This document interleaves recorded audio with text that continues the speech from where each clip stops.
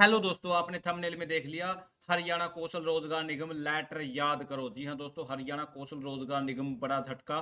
बहुत बुरी खबर। आज है 30/12/2024 और अगर आप हरियाणा के किसी भी प्रकार से कच्चे कर्मचारी हो, अडोब बेस पर, डीसी रेट, पार्ट टाइम या अन्य किसी भी आउटसोर्सिंग पॉलिसी पार्ट 1 पार्ट 2 या एक रेगुलर इंप्लॉयज हो, तो फटाफट से चैनल को सब्सक्राइब कर लीजिए। और व्हाट्सएप ग्रुप, टेलीग्राम ग्रुप का लिंक भी डिस्क्रिप्शन में, आप उसे भी फटाफट से ज्वाइन कर लीजिए। जी हाँ दोस्तों, अब आपको इन्फॉर्मेशन है, ग्रुप डी की वेटिंग लिस्ट भी लगनी है और अन्य को भी अब ज्वाइनिंग देनी है। ग्रुप सी के पता लगा लीजिए। लेकिन जो 0 से 5 साल वाले लगातार जो कच्चे कर्मचारी है कौशल रोजगार निगम में लगे हुए हैं, उन पर आपको मालूम ही है अब गाज गिरने वाली है।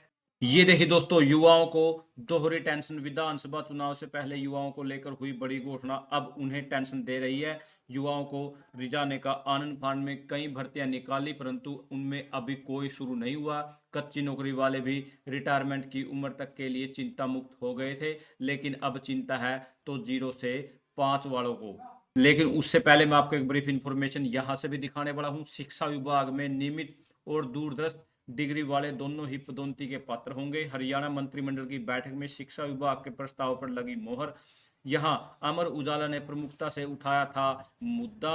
यहां यहां क्या बोल दिया, हरियाणा शिक्षा विभाग में अब तकनीकी पदों पर रेगुलर दूरदर्श शिक्षा से डिग्री करने वाले दोनों तरह के ही कर्मचारी पदोन्नति के पात्र होंगे। शनिवार को हरियाणा मंत्रिमंडल की बैठक ने इन प्रस्तावों को मंजूरी दे दी है। अब शिक्षा विभाग में चल रहे विवाद शांत हो गया है।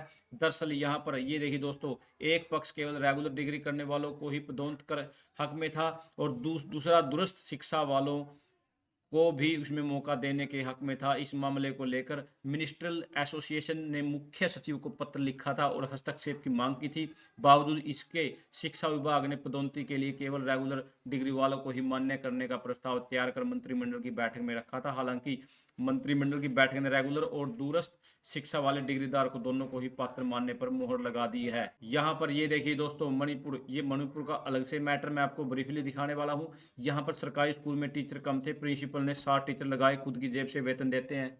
लेकिन यहाँ पर एक कौशल रोजगार निगम का लेटर भी देख लेते हैं। यहाँ क्या दिया गया है, concern department for grant to benefit of security service under Haryana contractual employees security of service act 2024 if after the joining the newly post group D employees common cadre adjust all contract employees getting benefit security service under Haryana Contractual Employees Security Service Act 2024. The vacant posts are not available at the district level. Then the contractual employees internally engaged through Haryana Coastal Rozgar Nigam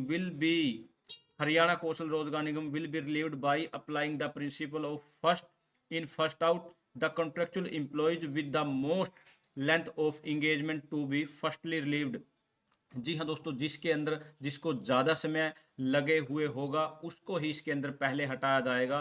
यह मैं इसको आपको थोड़ा और briefly दिखाने वाला हूँ। इसके तहत क्या बोला गया है, अनुबंध कर्मचारियों के समायोजन के बाद जिला स्तर पर रिक्त पद उपलब्ध नहीं है तो एचकेएन के माध्यम से शुरू में लगे अनुबंध कर्मचारियों को पहले आओ पहले पाओ के सिद्धांत को लागू करके कार्यमुक्त किया जाएगा। अर्थात सबसे अधिक अवधि तक लगे अनुबंध कर्मचारियों को सबसे पहले कार्यमुक्त किया जाएगा। मीन्स उन सभी को पहले हटाया जाएगा। लेकिन इसमें कहीं ना कहीं सरकार की पॉलिसी के अंदर ये है अभी भी कि कहीं ना कहीं जो भी कर्मचारी लगे हुए हैं उनको कहीं ना कहीं अन्य डिपार्टमेंट में एडजस्ट किया जाए। लेकिन अगर अब जैसे ही रेगुलर इंप्लॉयज आते हैं और जहां सिक्योरिटी ऑफ सर्विस एक्ट वाले कर्मचारी को भी नहीं हटा सकते, जो अन्य कर्मचारी जो 0 से 5 साल तक के टाइम से लगे हुए हैं उनको ही पहले हटाया जाएगा। लेकिन सरकार इस पर कोशिश करेगी इनको भी कहीं ना कहीं एडजस्ट किया जाए। थैंक यू दोस्तों, नमस्कार दोस्तों।